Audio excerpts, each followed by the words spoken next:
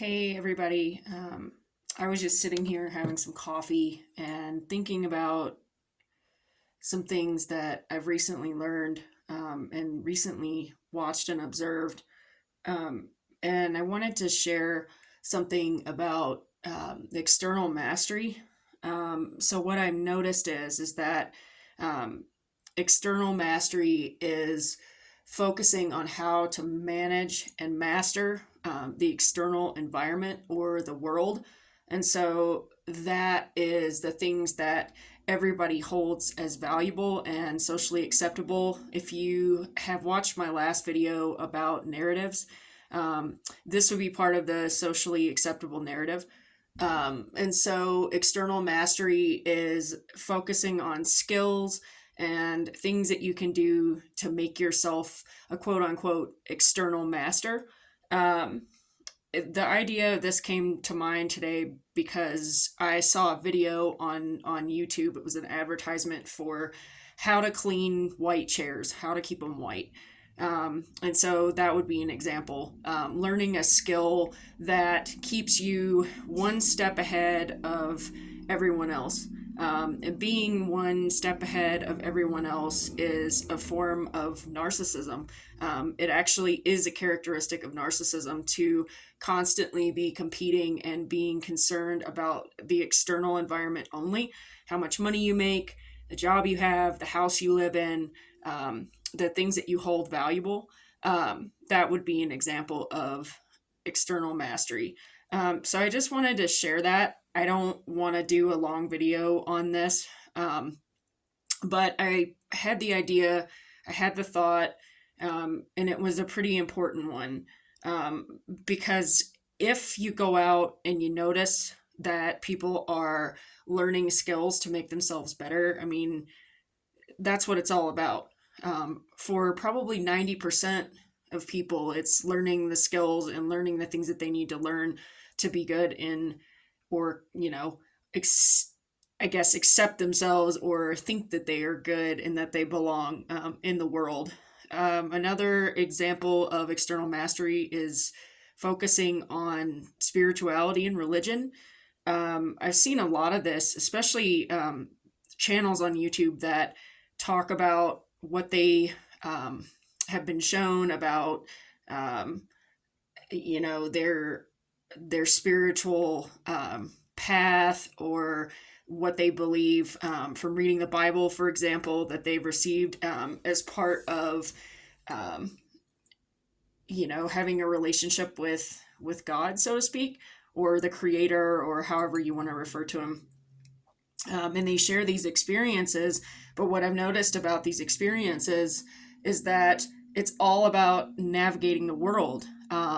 People that are religious and are, believers or Christians or whatever, they have a way of navigating the world. And so this is also a form of external mastery, or being an external master, because you're focused on your moral guidelines, like I mentioned in the last video, that come directly from religious law that you believe is in the Bible. And so you live your life by that moral code. Um, just another example of this. You might hear people like this say stuff like, well, to be in a relationship with God means to envy the world or hate the world. They may talk about how evil the world is constantly. They may talk about how um, this is the only way to truly believe is to let go of success, let go of things in your life. This is just another example of external mastery. It's just an example of navigating a narcissistic world, a simulation world in which everyone is doing the exact same thing. And if it's not that, it's politics. It's, deciding if you're liberal or if you're conservative, and belonging to some group that identifies with that, or identifying with your family of origin, like if you were born as African American, Hispanic, whatever, Native American. Those are all ways of navigating this system that we all live in. And most people make a choice, and those choices are taught when we're kids. they're taught when we're little. For example, I grew up in a religious narrative, and I had a religious narrative attached to me, and that was my identity for 41 years of my life. Um, and in this last year, I stopped identifying with the things that I grew up with, and that's part of it. I started to think for myself, and I started to develop my own morality, which is, like I've said in my last video, critical thinking. And in part with that critical thinking, I noticed that there's a lot of inconsistencies in what I believed. And I also realized that I was being lied to. For most of my life, I subscribed to being in toxic relationships with Christians. I thought that I was supposed to be forgiving, and that's what I was taught. But what I realized is that I felt alone in that. Whenever I was attached to those groups, I was the only one that was truly empathetic or truly doing what I was being taught. None of the other members were that way. One experience that I had recently, and I think I'm still fighting off some of this narrative and getting rid of some of this as part of my ego. But one experience I had recently, I came out of a Torah community on YouTube, and I was involved in that for 4 years. And then, without going into too much detail, I developed fellowship with a couple of believers in the YouTube community. And last year, these two believers were gathering information on me to prove that I was not a believer, and that I was not good enough. And they had calculated it and plotted it the entire time. They used emails, texts, phone calls, sessions of fellowship against me, and this went on for a year. And so once this happened to me, like I said, I started to really question that narrative. And is this actually something that is attainable? Is it attainable to, quote unquote, like live for the God of the Bible? It isn't. It hasn't been for me. All of my experiences have led to the exact same path, which is me being shunned, me being told that I don't believe correctly, or that what I believe is wrong, or that what my ideas speak of are blasphemy or corruption. And so I throw this out here only because I'm wanting to give examples of my personal experience with those narratives and explain why I'm no longer attached to them. I'm not saying you can't believe. You can do whatever you want. That's where your energy is. That's where you're spending your time. That's your identity.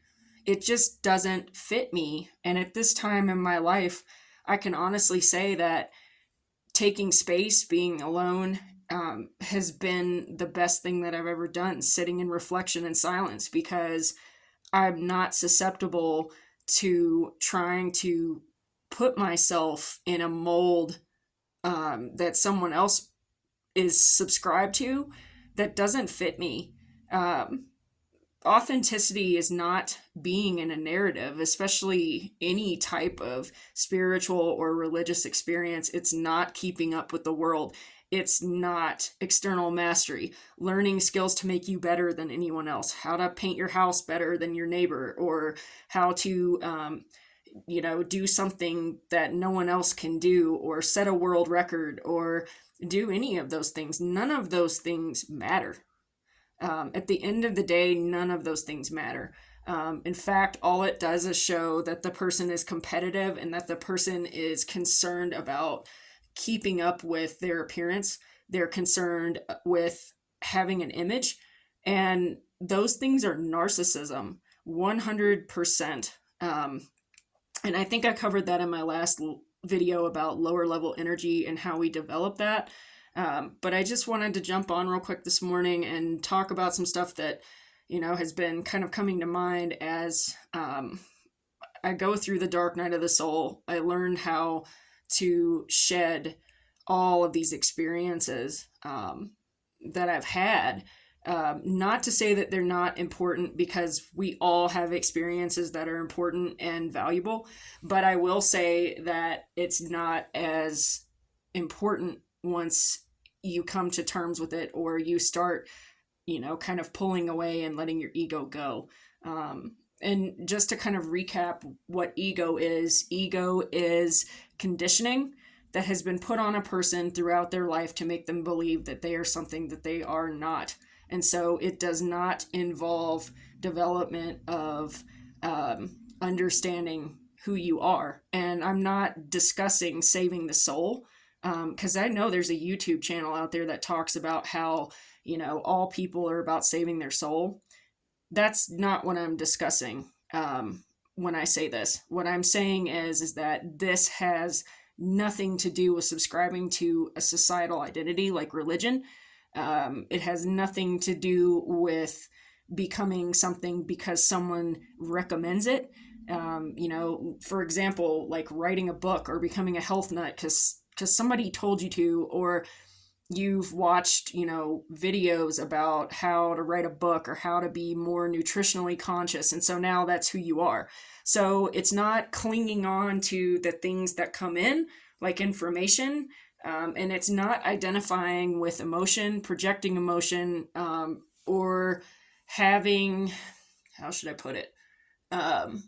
Having reactions to things that have already happened. So in the world, if you're out interacting with people, people have reactions to stuff. If you talk about what's going on, for example, in the external or the world, people will generally have an opinion. That's one type of reaction. Or you might see happiness, like extremes, like happiness, sadness, anger, like all types of stuff. So these are just some things to think about.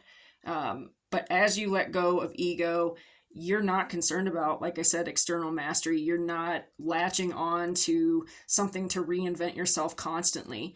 Only narcissists do that because they're empty. Anyway, I hope you guys enjoy your day, and I'll see you on the next one. Thanks.